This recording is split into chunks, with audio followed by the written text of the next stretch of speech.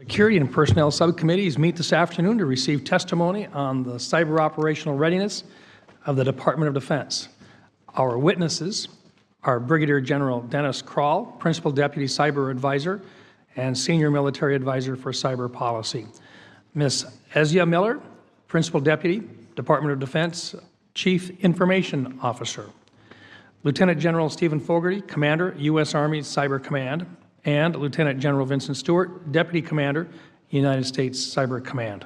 Welcome. This hearing will commence in open session in which Senators Tillis, Nelson, and Gillibrand will all make a few opening remarks. At the conclusion of Senator Gillibrand's comments, we will ask our witnesses to make their opening remarks. After that, we will all have a round of questions and answers. We will then transition to SVC 217, the Office of Senate Security, and recommence in closed session. Each of the witnesses may provide additional context and testimony that they were not able to provide in an open setting, and we will then close with another round of Q&A.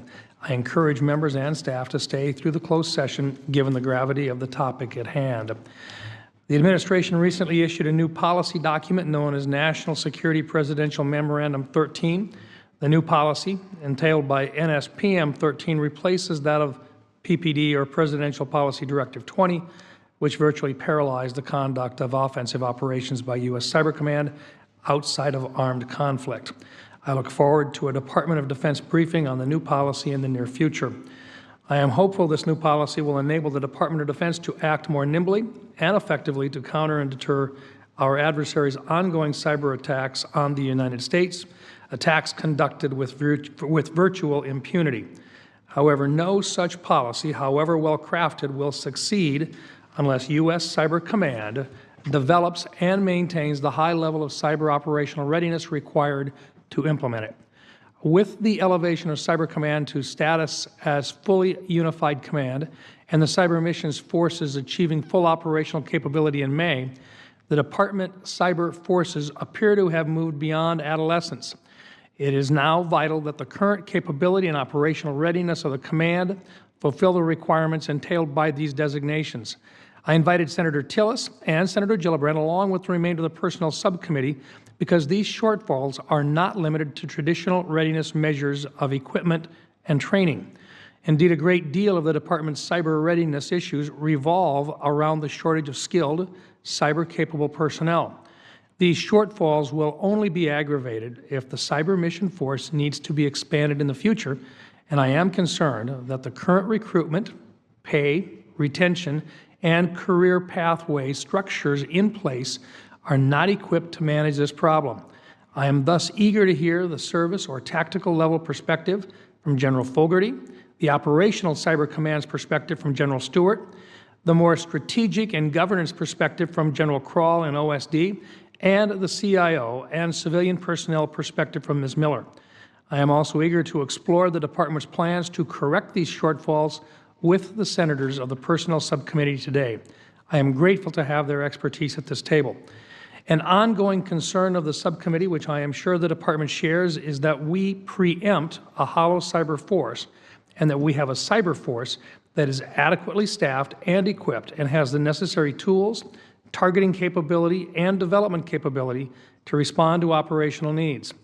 In particular, Cyber Command needs the indigenous capability without over-reliance on NSA to surveil adversary networks for zero-day vulnerabilities, produce malware to exploit these vulnerabilities, and implant this malware within a reasonable and realistic timeline. Such capabilities are necessary not only for its own DoD defense and national missions, but also for those conducted in support of the combatant commands. I am eager to hear about Cybercom's current capability and activity to assist UCOM's, PACOM's, and CENTCOM's operations. Each of our witnesses have an important role to play in this space. General Stewart, as Deputy Commander of the Cyber Command, is most directly responsible for the readiness of Cyber Mission Force.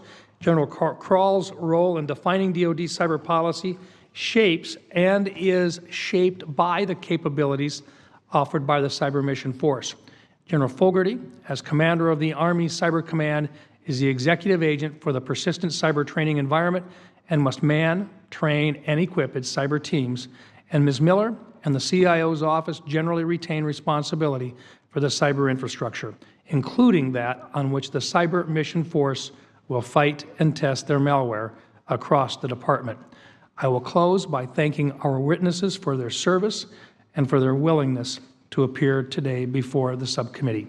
Senator Tillis. Thank you, Mr. Chairman. I'm glad our two committees were able to put together this joint hearing. I think it represents an opportunity to examine an important topic, but also to share information that's instructive to our independent roles on committees, and we should do more of them. Success in the cyber domain is uniquely reliant on highly qualified personnel, where aircraft carriers, stealth technology, and smart weapons have given the United States a discernible advantage in traditional warfighting domains. The U.S. military doesn't have similar technological edges when it comes to cyberspace. Rather, we must rely on intelligence, creativity, and cunning of our people if we are to be successful in this rapidly changing environment. Since operating in cyberspace is so heavily dependent on access to talented people, we look forward to asking questions on the proper cyber workforce mix, the status of cyber accepted service, and the larger personnel management issues within the Cyber Mission Force. I thank all of the witnesses for your willingness to be here today, and I look forward to the following questions. Senator Nelson. In the interest of time, I'll submit it for the record, but the questions I'll be asking are the forces the right size? Are they getting the right training? Are they a good match for their mission? Do they have the tools and infrastructure they need? Are we recruiting the right people? And how are we retaining them and managing their careers? Thanks. Senator Gillibrand. I will also submit my statement for the record. At this time, I would ask, Ms. Miller, would you like to begin, or did you have a planned sequence that you would like to deliver these remarks today? Mr. Chairman, if you don't mind, we do have a planned sequence. Okay. We'll start with General Crall. Very good. General Crall, begin. Thank you. I think the sequence will start with the junior person, so I'll certainly oblige, sir. First, I'd like to thank the committee members for a couple things. One, for my invite to talk about a matter that's clearly important to the department and the nation, but also your continued interest and investment in improving these things that we're about to discuss today. So I certainly thank you for that. In your openings, it's very clear that we all understand the challenges we have. We keep talking about competitive spaces in cyberspace particularly, and how we're going to see information contested in our current and future wars that we fight. But we also have an interesting dynamic, as you've pointed out. We have competition in the recruitment, retention, the training aspect and development of the cyber workforce. And we understand that our competition, if you look at it that way, these are really partnerships, but when it comes down to resources, each of these communities handles these differently, and they all have their own unique allures. For private industry, we know it's difficult to match some of the compensation packages. It's also difficult to match the speed with which they hire and onboard and start individuals and clear them for some very sensitive projects. On the military or the civilian side for the Department of Defense, we have our own allures as well. Service to the nation, the ability to perform very unique mission sets you can't do anywhere else, and also the exposure to a wide array of technology that really pulls individuals in. So we need to understand that and understand it well. So what I'd like to do is cover a couple items very briefly in my opening, and that is to really set the stage for how we, enhancements that we're looking at on how we recruit, how we keep the folks that we recruit, and how we develop or train them. On the closed session, I'd like to use some of that time to talk about the governance structure as it is classified, tied to our recently published cybersecurity strategy. And going to some of those details require that setting. So to really get to the meat of what I will present today is in the cyber accepted service. These are authorities and funding that Congress gave the department back in fiscal year 16, and the rollout of that started in 17. And a couple of these incentives are already in place. I'll cover a couple of them, with a few that are being onboarded here really starting in the next 30 days. The first of which is this idea of moving between competitive service and non-competitive service. The idea of how we take Title V and Title X, blend them together, and move individuals and attract them to the cyber accepted service without penalty or loss of grade or seniority. Certainly an attractant. The other is the idea of building qualifications and advancements based on competencies, where you can be rewarded, compensated, and advanced because of the unique training that you have. And finally, increased pay scale. We know that the general service or competitive pay scales stop at the pay band of 10. Where the cyber accepted service, we've expanded that to include pay bands 11 and 12, which offers a little more flexibility for that professional worker who would have no other place to go or no other incentive to offer. Those are in place today, albeit in a modest fashion. I'll explain the numbers in a minute, but they are in play. What we're proposing are a few other items that will again start here hopefully in the next few months. One of them is the idea of a targeted market compensation. We know that it's difficult to recruit competent quality that we're looking for in every part of the country. In some cases, it's due to high demand, low density assets. There's just really a strict competition. In other places, they just don't exist writ large where we need them. So that targeted compensation package will allow us to apply that particular solution to that target set. We also are looking at the idea of retention bonuses. Current pay caps prevented us from applying these, meaning they were available, they couldn't be used in other combinations. You've given us the authority to move out where it makes sense to apply them, again, to our most gifted workforce.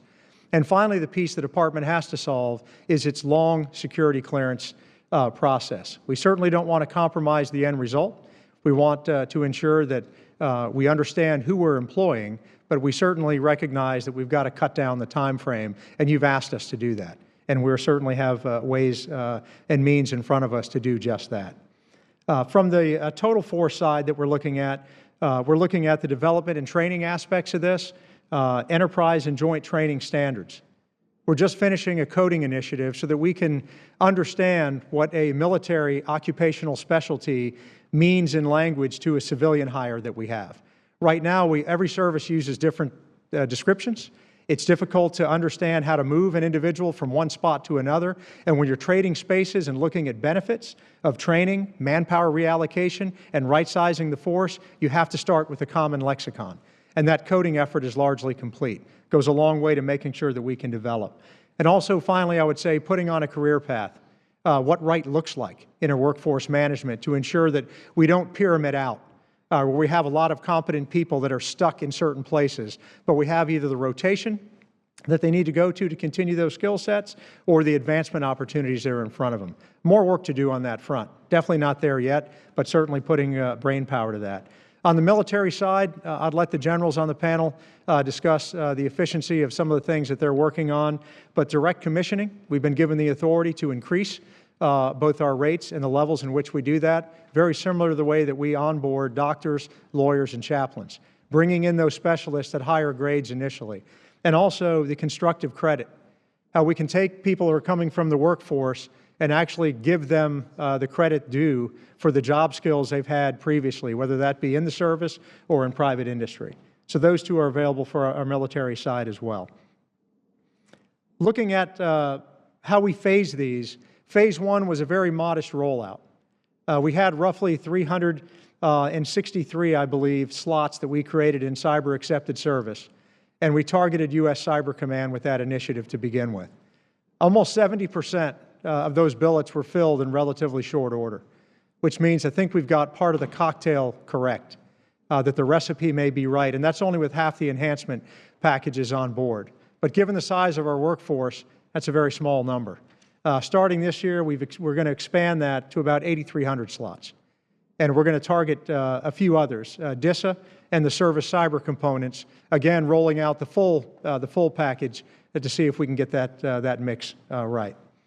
Some areas that I would tell the committee that I believe we need to improve, and in full transparency, we need to understand our market better. I think we use too much anecdotal evidence and experience to describe what attracts people and why people leave. And while I would say that most of it sounds right, and we do have a few studies that look at it, from doing a couple of recruiting tours, market analysis is key. And we've got to make sure we're dialed in and we're not focusing on a goal that's maybe a year or two old. We may need to take a look at how we recruit. I think our message is slow to get out. Not everyone knows what our message is. On the military side, I would say the campaign is a little easier, far stronger, and we find that our audiences are more informed. Very few understand what we offer in the federal government side that would be an attractant as well. We've got to do better there. I attended a ribbon-cutting ceremony with Senator Nelson a few years back at the Cyber Center in Tampa, sir. And in both your public remarks and remarks to me privately, you stressed the importance of internships and making sure that we stay connected to academia, that we can build the kind of force we need, and that they come out of the schoolhouse equipped and right set for us to put them to work. Neat environment in Tampa with U.S. Central Command and Special Ops Command right there. And I'll tell you, I think our efforts are still too modest. I don't think we've come close to leveraging that requirement and that opportunity. Our intelligence community does that well. They groom very early. They have recruiters at the universities. They teach classes. They stay very connected to that workforce, and we could learn something from that. So we have the means. They're in front of us. We've got to execute better to get after that. We're a bit slow. And lastly, I would say we need to ensure that we have a solid baseline, an assessment mechanism, so when we come back here and talk to you about what's working and what's not working and how we've spent money, we can do so with the right kind of accountability. We've got to be careful with all these incentives, and you've charged us to be careful with those to ensure we just don't simply throw money at a problem without making sure that these are targeted. And they're targeted very specifically, and the outcomes are examined so we can keep that machine refined and moving in the right direction. So hopefully with an opener, I'll leave it at that and either take questions or pass it on for opening. Thank you. Thank you. And who would you like to have move next? Well, Mr. Chairman, had I known General Crall would cover the world. Okay. Well, that's okay, because what we're going to do is we'll take all of your full remarks for the record, but then I'd ask that each of you limit your opening remarks to about 5 minutes, and we'll kind of move from there. So, Ms. Miller, would you like to go next? So given that General Crall has done a great job of laying out where we are with policy and governance and how we are looking at the environment writ large, I'd like to just add that the department does face workforce challenges that we need to address. Most of the job losses that we've seen here over the last year or so total about 4,000 civilian cyber-related personnel losses. We're going to have to his point, work the recruiting piece of this such that we are postured and we know what that industry should look like, what the objectives and the outcomes of those hiring positions should be, and how we manage the force in terms of career paths. But keep in mind, too, this encompasses more than your traditional IT intel role. It also includes some of our health occupations, criminal investigation, and other occupational series that we need to keep in mind, such that we take a holistic approach to how we execute the mission with our cyber forces and drive effect and outcome.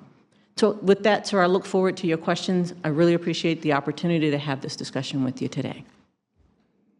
Thank you. General Stewart? Yeah, Mr. Chairman, ranking members, members of the committee, first of all, thanks for the opportunity to do this. I think the support that we've received from the committee that's driven us to think about the policy, think about the strategy, think about the readiness of the force, has pushed us in the right direction. So I thank you for the opportunity to be here.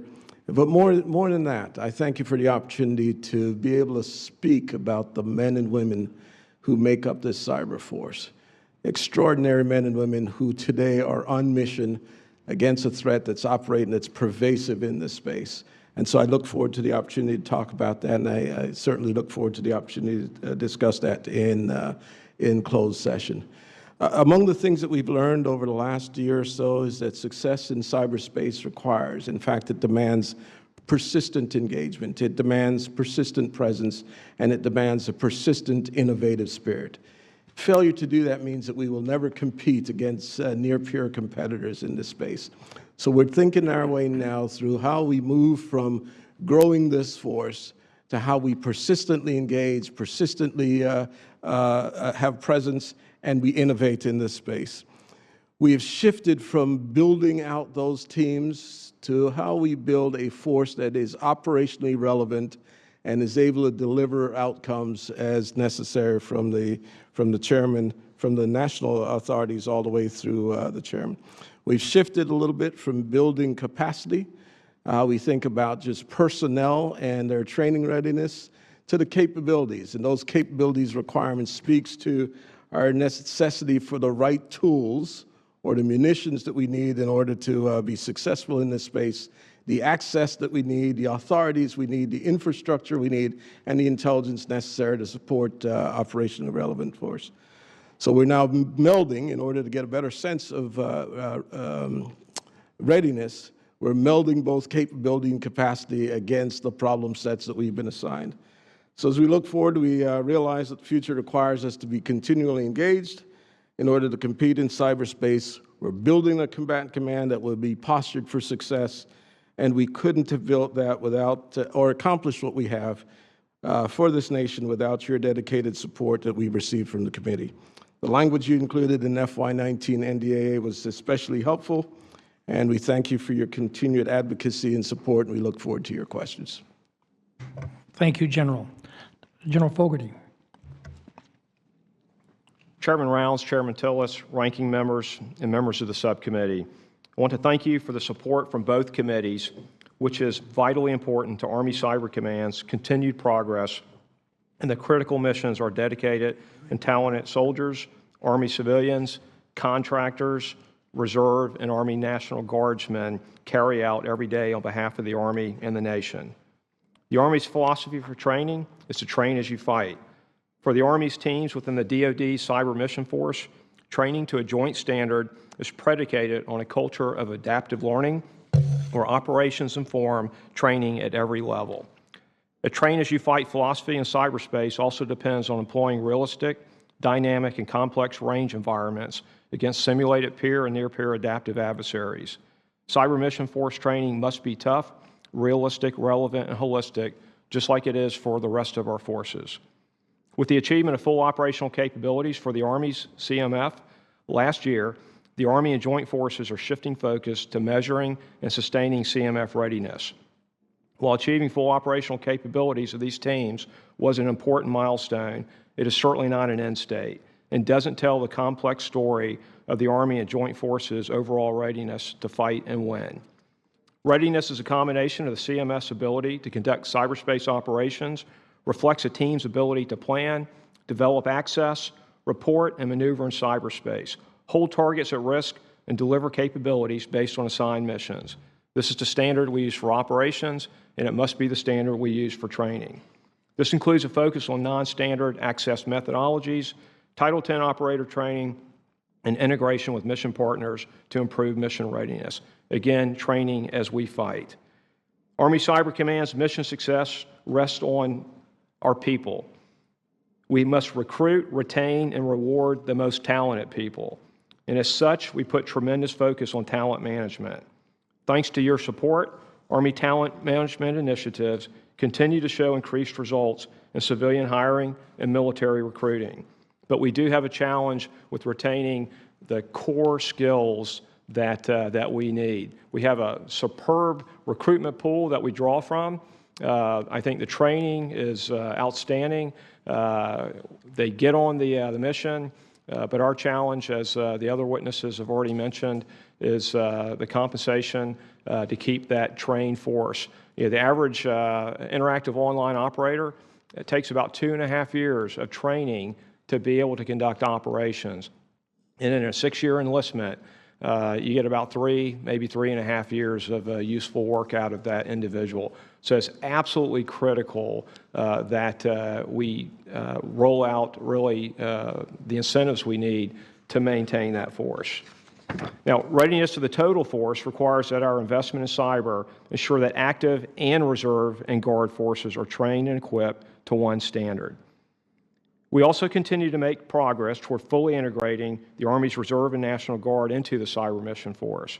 We're already benefiting from the critical skills the Reserve component brings to bear and look forward to their full integration. The Reserve component is approved to build and maintain 21 cyber protection teams, 11 in the Army National Guard and 10 in the U.S. Army Reserve.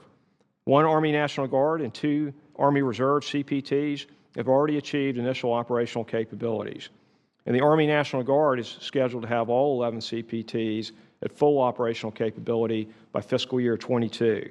And the Army Reserve's 10 CPTs will be fully operational capable by FY24, trained and equipped to the same standards as the active component. I'll discuss PCT at detail to answer your questions.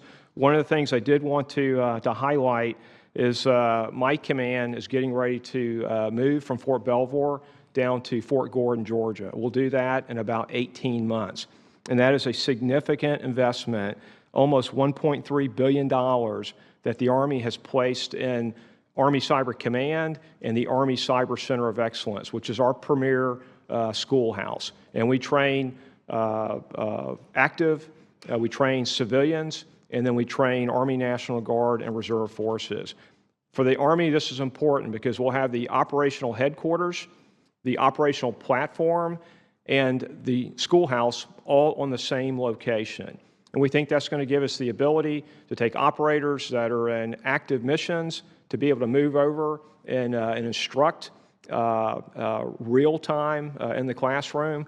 It also gives stability for our workforce. You can have an entire career at Fort Gordon, Georgia, if you decide that you want it to have your family there. The soldiers, civilians, and contractors from Army Cyber Command are persistently engaged against a wide range of adversaries and competitors in the cyber domain. We remain committed to preserving U.S. superiority in cyberspace and defending the nation. Furthermore, we are committed to working with our interagency partners, international allies and partners, the defense industrial base, and defense critical infrastructure partners to secure that critical infrastructure.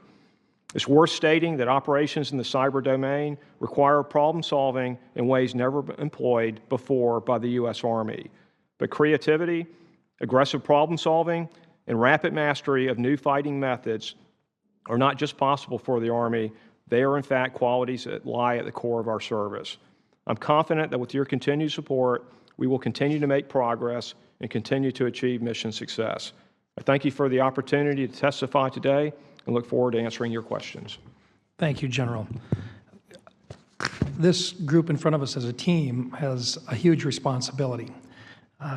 Cyberspace, this new domain, requires personnel.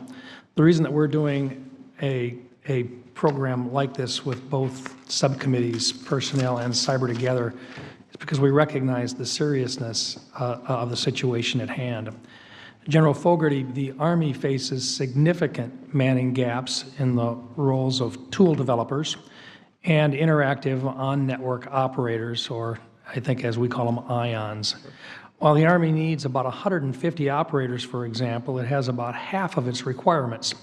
Part of the problem is that the Army has only about 14 spots in riot training, which is the, as they would call it, remote interactive operational training, which is provided by the NSA.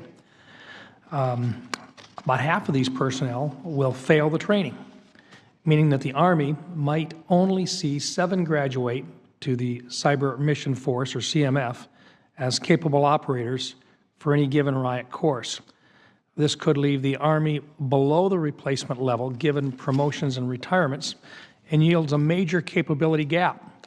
The Air Force has noted to us that the NSA has facilitated their obtaining more spots in training as required, and that because they send their operators to training later, they are less likely to fail, leaving them without the shortfalls that afflict the Army. My specific question is, what is the impact of the resulting gaps, in particular in infrastructure, IONs, and tool developers on your operations? So, Senator, we've identified 3 critical missions or critical work roles for the offensive force. So the IONs, the exploitation analysts, and the tool developers. And each one is really, for the Army, is in a different point. So you've aptly described our challenge with IONs. There are 2 things that we're doing about this. First of all, as we conduct more and more operations off of Title X infrastructure, and the Army is really, we were the service that had Title X infrastructure first. We've got the most robust capability. What we recognize is not every ION has to be riot qualified. We have a Title X operators course that allows our IONs to actually operate off the Title X infrastructure. That gives us the opportunity to observe them as they start to act, conduct reps, then we can identify better those star athletes that we need to send to Riot. And what we're hoping is we can identify someone who has better aptitude, a better likelihood of actually graduating, and that would essentially double our numbers if we can get that straight per, So per year. you don't quite have it straight yet, so what is that doing to your operational timelines today? So what happens, sir, is with the current limit of 15 per year, and I would say for the Air Force, we actually gave up slots both for EAs and IONs so they could actually get fully operational capable and meet their timelines. So we took a little bit of hit there, but I think the big thing is we weren't selecting people that were making it all the way through the course. So by getting them in the Title 10 operators course, we get them actually on mission much sooner than we do if we send them through Riot training. That allows us to determine the best athletes that would then allow us to get them into Riot, have a much better chance of graduating. So we think that will increase graduation. We've also talked to General Nakasone. We think ultimately we're going to have to expand the throughput of the Riot course. So we think that's going to be necessary to meet our ultimate requirements. But we think success for us is a number of Riot-trained operators, and then a larger number actually of Title 10 operators. Because again, as you said very eloquently, we've got to get off of the NSA platform, become more independent. The Title 10 infrastructure with Title 10 IONs actually allows us to achieve that goal. One thing that I'm going to ask for the record of both you, General Fogarty, and also for you, General Crall, is a timeline for actually meeting the guidelines necessary to make that happen.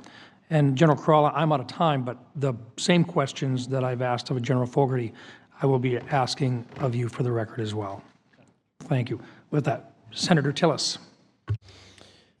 Thank you, Mr. Chair, and again, thank you all for being here. General Crall, thank you for, I think, covering good landscape in your opening comments. And Ms. Miller, my first question is for you, and I believe you chair the Cyber Workforce Management Board, is that correct? Yes, sir, along with... And P&R co-chairs, P&R, right? exactly.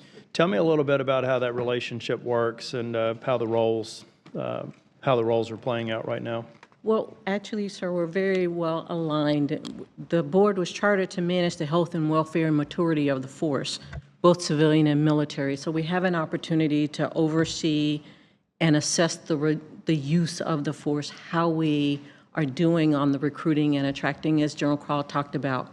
Predominantly, efforts have been focused on phase one and how we code the positions, identifying the work roles, and understanding where our shortfalls are and where we need to focus our efforts.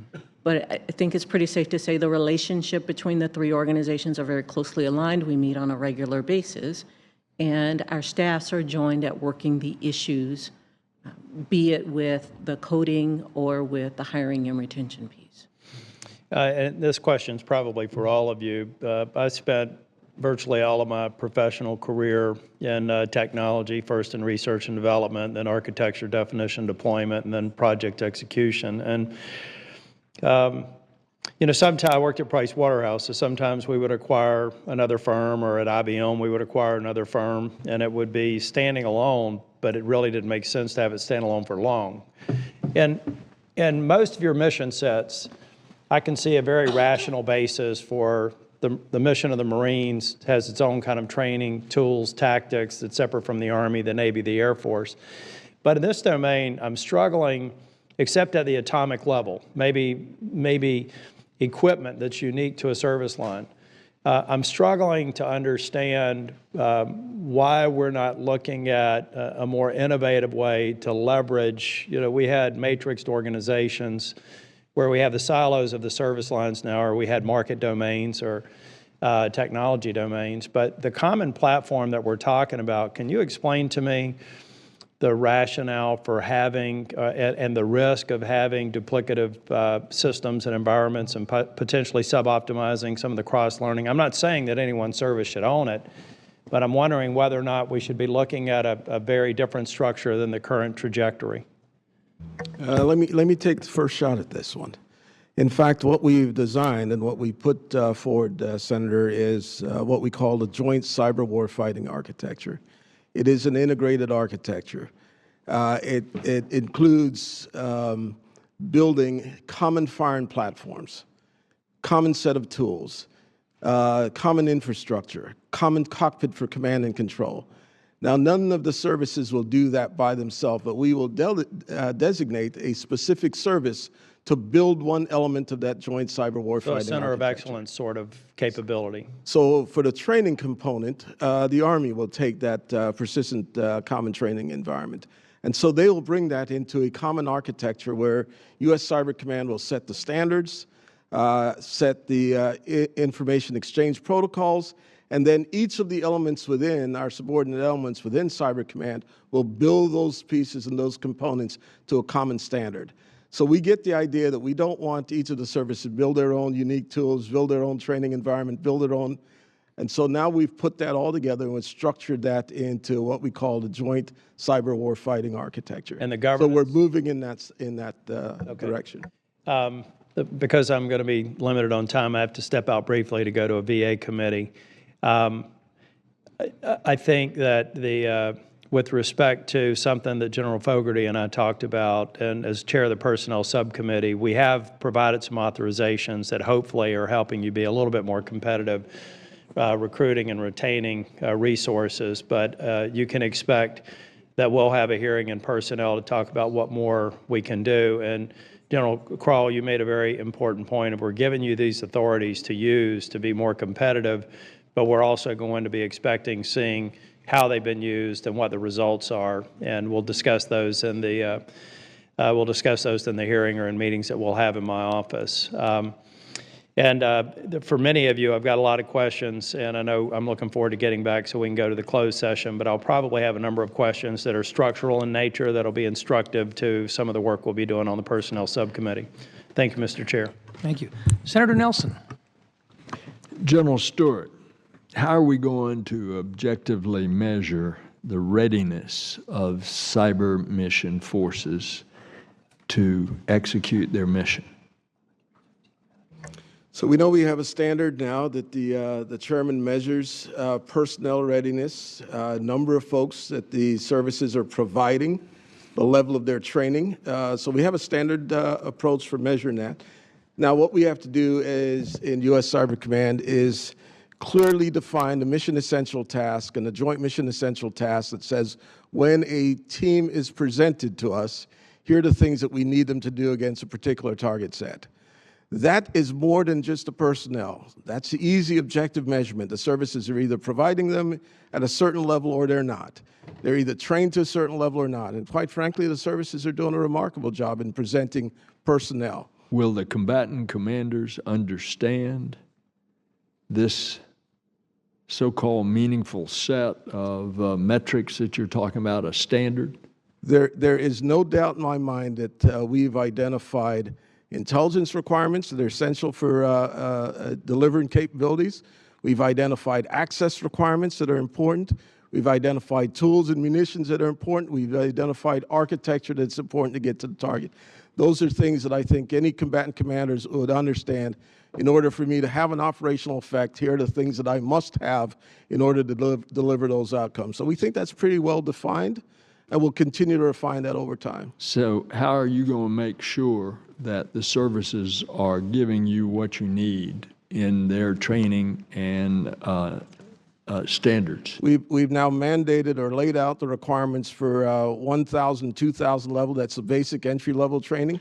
And the services are building capability and capacity. We were just down in Georgia, had an opportunity to see the things that the Army was doing. All of the services understand the requirements. And quite frankly, Senator, I think they're delivering a fairly capable, and I say that fairly capable because we now have to take them when they come to Cyber Command and take them from the journeyman and the apprentice level to the mastery level. I think the services are doing a remarkable job, and we have to go back to the question on ions, for instance. We have to now define whether or not we have the right number of ions on the teams. We started with a number based on our best guess of how we would operate in this space. The reality is we may not need as many ions. And that will change the training requirements and allow us to do some things that are more creative to get our workforce from journeyman, from apprentice, to mastery level. And we're working to refine those as we speak. General Fogarty, the Secretary assigned to you the job of building a cyber range and training system. Why aren't all of these separate ranges being consolidated and moving to a cloud? Senator, currently there are so many ranges. There are so many ranges. I'm the executive agent for the training ranges. There are a whole series of test and evaluation ranges that TRMC is the executive agent for. Services have built ranges. So what we're trying to do at this point is start to move these ranges, connect them, and the objective actually is to move them into the cloud. So that's the direction we believe we need to be at. But I think it's similar to many challenges over a long period of time. You had organizations that built their own capability because they had an immediate need for it. We're at the point now where we've inventoried those. We know what the advantages and disadvantages of the different ranges are, how to better connect them.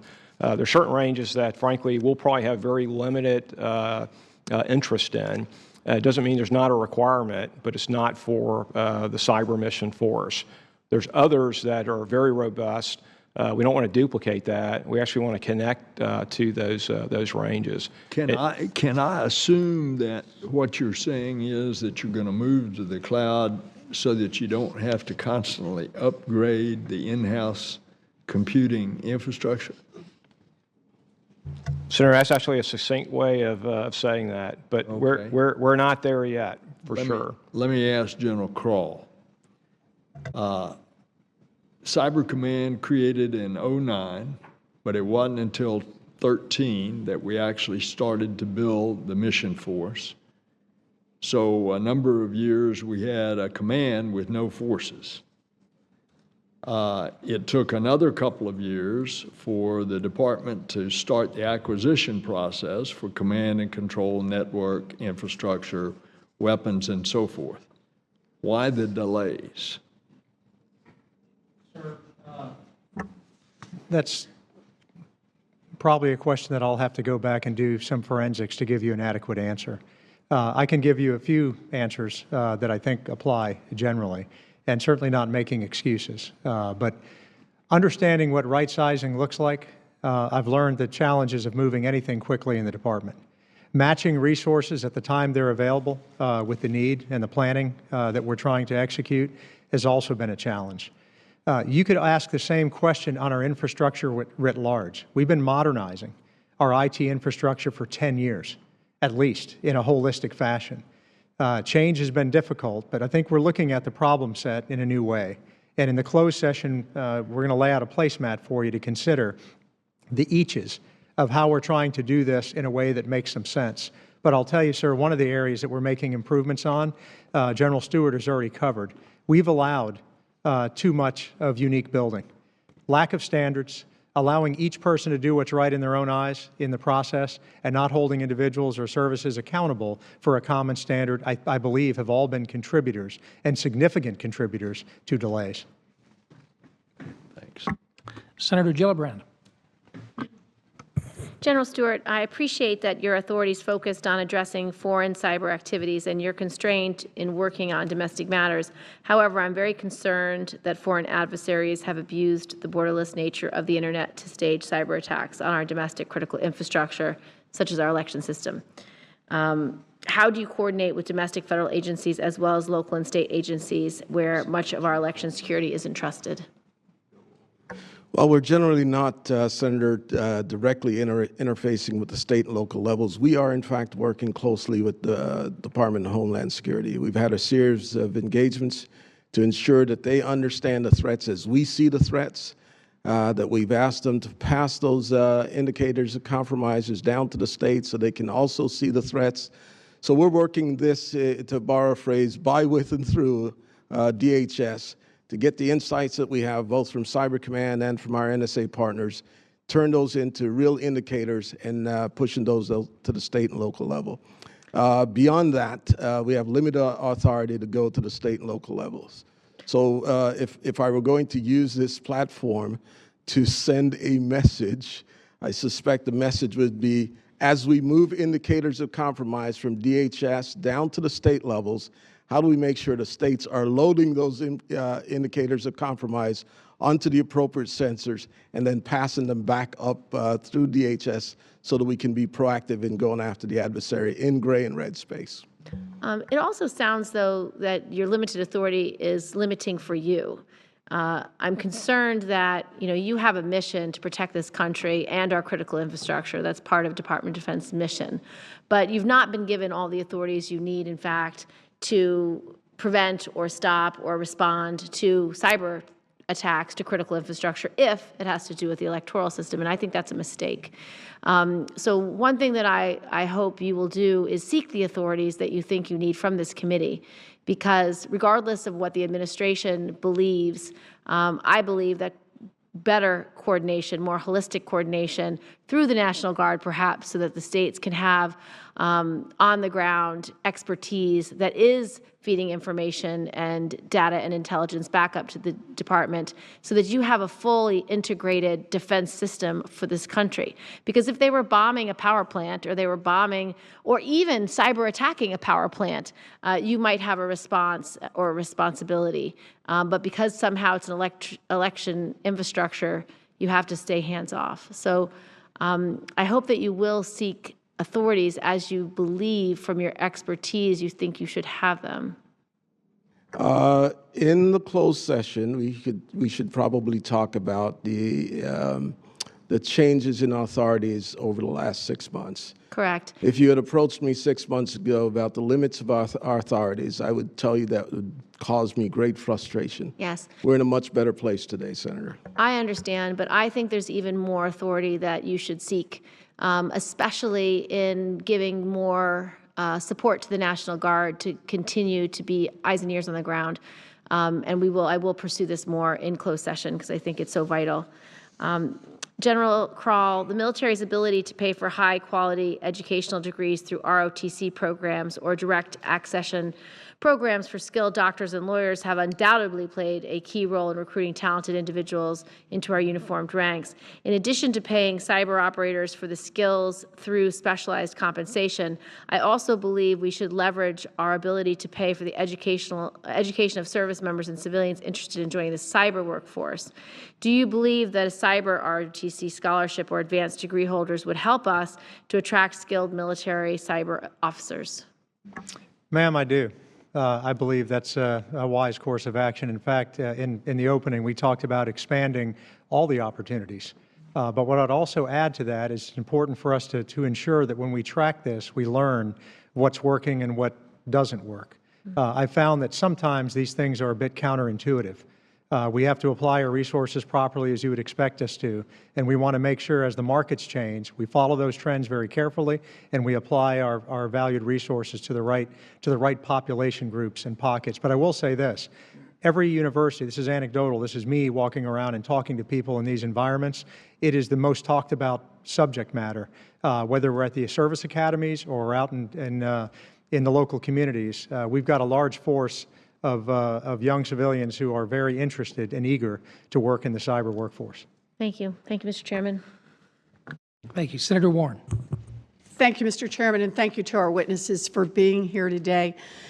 Talent management is a critical component of the ability to maintain cyber readiness, and that means that we need to recruit and retain for a set of skills that might not necessarily be considered traditional military skills.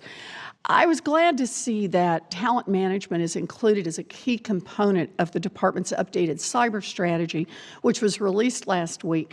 but the strategy doesn't offer much detail on the specifics of how exactly the department plans to recruit and retain men and women with the necessary skills.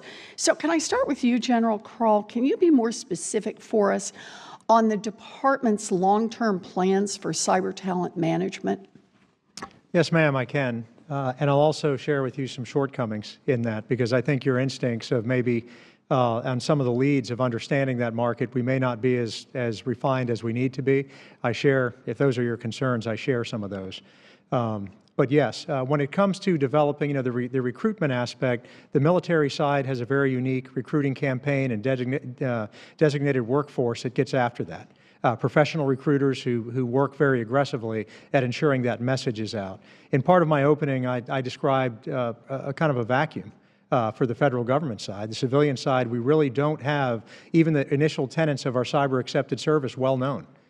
So we need to get our message out, for one. One of the ways that we could get that message out is to ensure that we have very robust presences in areas where these people are being trained. In academia, our universities, internships, exchanges with private sector, all of those areas where we can get natural exposure to some of those benefits that only we can provide. And while it's still, I would say, maybe anecdotal to express it this way, the people that we've spoken to have explained very carefully their desire to serve the nation, do unique mission sets they can't do in the private sector, and work with emerging technology. Those are things that we can offer that are very unique to our government. So yes, we need to do more in that. On the civilian side for accepted service, I had mentioned we've covered a few to close some of the pay gaps. Congress has given us the authority to address some of those, to include regional pay gaps, compensation, higher step increases, but those are normally only known by those who are really at our doorstep already. We need to do a better job of getting the word out on what we can offer and to pursue those individuals at a very early start. Well, I'm very glad to hear this, General Crall, and glad to hear your enthusiasm for this. Our readiness is only as good as our people, and if we don't recruit and retain the best and offer the kind of career incentives for people to stay in public service, then we can't mount an effective cybersecurity defense or response. So thank you for that. I have one other issue I want to raise. I am a big supporter of the Defense Innovation Unit, which has an office in Cambridge for piloting new approaches to technology, including cyber and software engineering. And I want to ask about one of those experiments. In 2016, the software system at the Al Udeid Air Operations Center in Qatar was so outdated. Are you ready for this? In 2016, airmen were using a whiteboard to manage aerial refueling. Now, in response, DIU worked with the Air Force to sponsor a small program called the Kessel Run to teach active duty Air Force personnel how to code. In the span of 4 months, at a cost of just about $2 million, they designed a software application that automated the refueling. And because the airmen now have the coding skills, they can continuously update that software to meet the mission. So maybe I could ask you, Ms. Miller, do you think having in-house coding ability like this can also help improve our cyber operational readiness? Yes, ma'am, I do, and that's actually one of the skill sets. If you look at the list of specific skills that we know we need to mature, that is one at the top of the list. So we're trying to build this in-house. I think that makes a lot of sense. I'm glad to hear it. But getting the Kessel Run Development Lab up and running was not easy. I understand there was some real resistance within segments of the department. So the question I want to ask is, how can we normalize and scale these types of programs up and make technical skills like coding or cyber defense a core competency for active duty personnel and defense civilians? General Crall, it looks like you want to answer this. Yes, ma'am. This is an exciting question. Good. Because you're spot on. We have young folks who have zero experience in doing this formally, who are writing programs for us today. Going back to my answer earlier, the proper venue and outlet for this is to ensure that we have the right developers' toolkits and the right coding infrastructure, the lateral limits left and right, so that they know what standards to write these to. We spent a lot of time and frustration in the department of trying to make these disparate software applications communicate with each other. And in the closed session, I can cover some of the solutions we have, but they are screaming for ways to contribute. And we are taking that on board, and it's showing great promise, but there is a lot of work ahead, ma'am. Good. So again, I'm glad to hear your enthusiasm, but I sure want us to concentrate on how we can scale this up and normalize it within the department. Thank you. Thank you, Mr. Chairman. Thank you, Senator. Okay, this will conclude the open portion of the session. My intention is to recess until 4 o'clock, and that will be in SVC 217. At this point, we will recess.